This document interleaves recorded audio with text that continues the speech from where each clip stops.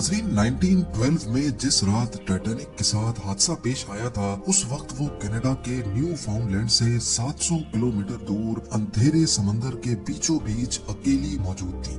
हादसे के वक्त इसमें टोटल 2240 लोग सवार थे, जिसमें से 1500 लोग अपनी जान गंवा बैठे। वो जिसको अनसिंकेबल कहा जाता था, वो कुदरत की ताकत के सामने देखते ही देखते काले समंदर की नजर हो गई। इस हादसे के चश्मदीद गवाह आई विटनेस सिर्फ वो लोग थे जो किसी तरह शिप से निकलकर अटलांटिक ओशन के ठंडे पानी में कूद गए थे। आइसबर्ग टकराने से लेकर शिप के डूबने तक जो कुछ भी हुआ, उसका रिकॉर्ड उन आई विटनेस के सिवा और किसी के पास नहीं था, जो कि खुद ठंडे पानी से लड़ने में मसरूफ थे। पहली रेस्क्यू शिप आरएमएस कारपैथिया भी टाइटैनिक डूबने के 1.5 घंटे के बाद वहां पहुंची थी। वो भी खुशकिस्मती थी कि उनको टाइटैनिक का इमरजेंसी मैसेज मिल गया, वरना जो लोग ठंडे पानी में जिंदगी और मौत की जंग लड़ रहे थे, उनकी जान भी नहीं बचती। और टाइटैनिक के हादसे के बारे में आज तक किसी को भी मालूम ना पड़ता। इन्वेस्टिगेशन के दौरान पहले तो किसी को भी मालूम नहीं था कि शिप के साथ हुआ क्या है, लेकिन फिर बचने वालों ने बताया कि शिप की एक आइसबर्ग से टक्कर हुई थी। इन बयानात को मौके पर मौजूद आइसबर्ग को देखकर कंफर्म भी किया गया, जिस पर टाइटैनिक का रेड पेंट अभी तक लगा हुआ था। हादसे के बाद आई विटनेस और एविडेंस को देखते हुए इन्वेस्टिगेशन रिपोर्ट में बताया गया कि टाइटैनिक के राइट साइड पे आइसबर्ग ने 300 फुट बड़ा सुराख छोड़ दिया था, यानी टाइटैनिक की पूरी साइड का 1/3 हिस्सा फट गया। पर दूसरी तरफ आई विटनेस का कहना था कि शिप को डूबने में करीब 2.5 घंटे लगे थे। इन्वेस्टिगेटर्स का मानना है कि अगर आइसबर्ग ने वाकई टाइटैनिक पर 300 फुट बड़ा सुराख छोड़ा था, तो इसको 2.5 घंटे में नहीं बल्कि चंद मिनटों में ही डूब जाना था। पर सच्चाई क्या थी, ये उस वक्त किसी को भी मालूम ना पड़ सका। सच्चाई जानने के लिए जरूरी था कि टाइटैनिक शिप को ढूंढा जाए। कई सालों तक टाइटैनिक की तलाश जारी रही और हर गुजरते साल ये मिस्ट्री और ज्यादा संगीन होती गई। आखिरकार 73 इयर्स के बाद जब टाइटैनिक का मलबा मिला, तो ये मेरीन इंडस्ट्री के लिए एक बहुत बड़ा ब्रेक थ्रू था। वो सारे सवालात जो टाइटैनिक अपने पीछे छोड़कर गई थी, उनके जवाबात ढूंढने का वक्त आ चुका था। अटलांटिक ओशन की 4000 मीटर गहराई में पिछली कई दहाइयों से टाइटैनिक का मलबा काले अंधेरे में मौजूद था। कई एक्सपीडिशंस अरेंज किए गए, जिन्होंने शिप रेक की लातादाद फोटोज कैप्चर की। ओशियानिक एक्सप्लोरर पीएच नार्शले ने 30 से ज्यादा मर्तबा टाइटैनिक के मलबे का दौरा किया है, लेकिन उन्होंने 300 फुट बड़ा सुराख एक बार भी नहीं देखा। अलबत्ता टाइटैनिक की इस प्रोफाइल फोटो में 30 फुट का ये एरिया जाहिर करता है कि यहाँ पर कोई चीज आकर लगी थी। इसका एरिया सिर्फ 11 स्क्वायर फीट बनता है और कैलकुलेशंस के हिसाब से देखा जाए तो इसमें से 370 गैलन पानी हर सेकंड में टाइटैनिक के अंदर जमा हो सकता था। इसी स्पीड से पानी भरने का मतलब है कि पूरी शिप में पानी टोटल 2.5 घंटे में भरा होगा। और आई विटनेस के मुताबिक टाइटैनिक को डूबने में भी 2.5 घंटे ही लगे थे। यानी एक मिस्ट्री तो सॉल्व हो गई कि टाइटैनिक में 300 फुट बड़ा सुराख नहीं था, बल्कि सिर्फ 30 फीट बड़ा क्रैक पड़ा था। पर ये अकेली ही एक मिस्ट्री नहीं थी, अभी और भी काफी कुछ जानना बाकी था। टाइटैनिक शिपरेक पर इन्वेस्टिगेशन के दौरान रिसर्चर्स को ये समझ नहीं आ रहा था कि शिप का अगला हिस्सा, जिसे बाव कहते हैं, वो इसके पिछले हिस्से यानी स्टर्न से ज्यादा अच्छी हालत में कैसे पड़ा है, और इन दोनों के दरमियान इतना ज्यादा फासला क्यों है। इस मिस्ट्री को सुलझाने के लिए हाई टेक सोनार स्कैनिंग टेक्नोलॉजी का सहारा लिया गया। आरओवीज ने टाइटैनिक शिपरेक साइट की लाखों फोटोज कैप्चर की और फिर उनको कंप्यूटर ग्राफिक्स की मदद से एक 3D मॉडल में कन्वर्ट किया।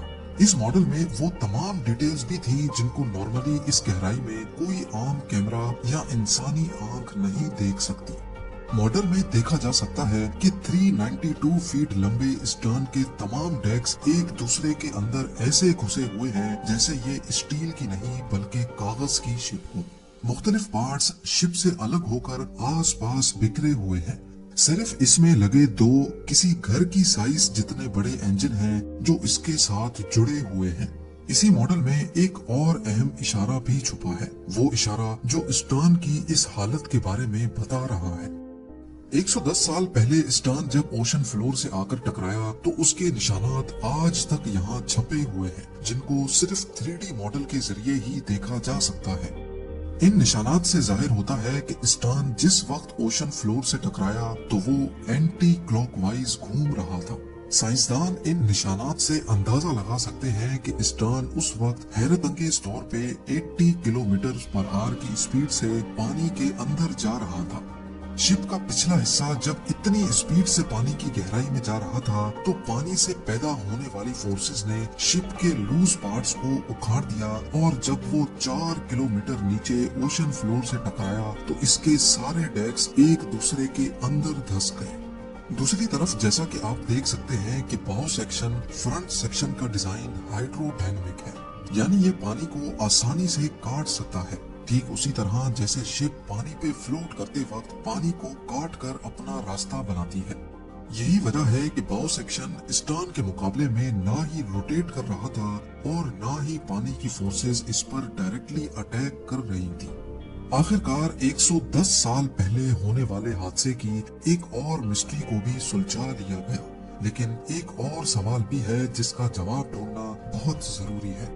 वो ये कि टाइटैनिक शिप दो हिस्सों में किस वक्त अलग हुई। जैसा कि आपने जाना कि शिप के दो हिस्सों में टूटने की खबर आई विटनेस ने दी थी। सालों से ये माना जा रहा है कि टाइटैनिक डूबने से पहले ही दो हिस्सों में डिवाइड हो गई थी। ये खबर काफी हद तक सच भी है, लेकिन ये पूरा सच नहीं। जब बाउ सेक्शन में पानी भर गया तो वो पानी के अंदर चला गया, जिसकी वजह से स्टर्न सेक्शन का पूरा वेट पिवट पॉइंट यानी सेंटर पर पड़ रहा था। ये सेंटर पॉइंट इतना ज्यादा वजन बर्दाश्त न कर सका और टूटकर दो हिस्सों में डिवाइड हो गया। पर सोनार स्कैनिंग से बनाया गया 3D मॉडल कुछ अलग कहानी ही बता रहा है। जी हाँ, देखा जाए तो टाइटैनिक के अंदर मौजूद साजो सामान दूर दूर तक ओशन फ्लोर पे बिखरा हुआ है। इसमें coffee cups, dinner plates, chandeliers, deck benches और लोगों का पर्सनल सामान भी है। इसमें से 90% आइटम्स स्टर्न सेक्शन के हैं। टोटल 10,000 से भी ज्यादा आइटम्स इस पूरे एरिया में फैले हुए हैं, जो करीब 3.2 स्क्वायर किलोमीटर का एरिया बनता है। अगर तो ये सेक्शन पानी के ऊपर ही बाउ सेक्शन से अलग हो जाता तो इसका मतलब है कि ओशन फ्लोर पर पहुंचते पहुंचते इसका मलबा 3.2 स्क्वायर किलोमीटर नहीं बल्कि इससे भी ज्यादा बड़े एरिया पर फैलता, जैसा कि आप इस एनिमेशन में भी देख सकते हैं।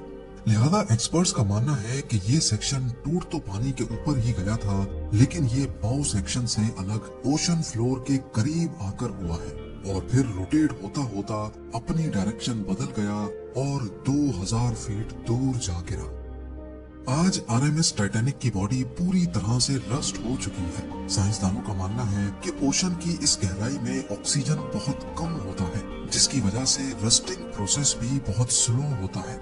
लेकिन जंग के कुछ सैंपल्स को निकालकर जब टेस्ट किया गया तो मालूम पड़ा कि जंग बैक्टीरिया से रिलीज होने वाले ऑक्सीजन की वजह से लगा है। एक्सपर्ट्स का मानना है कि जिस तेजी से इस पे जंग लगता जा रहा है, आने वाले चंद सालों में टाइटैनिक के सारे फ्लोर्स एक दूसरे पर गिर जाएंगे और फिर ये अपनी असली शक्ल हमेशा हमेशा के लिए खो देगी।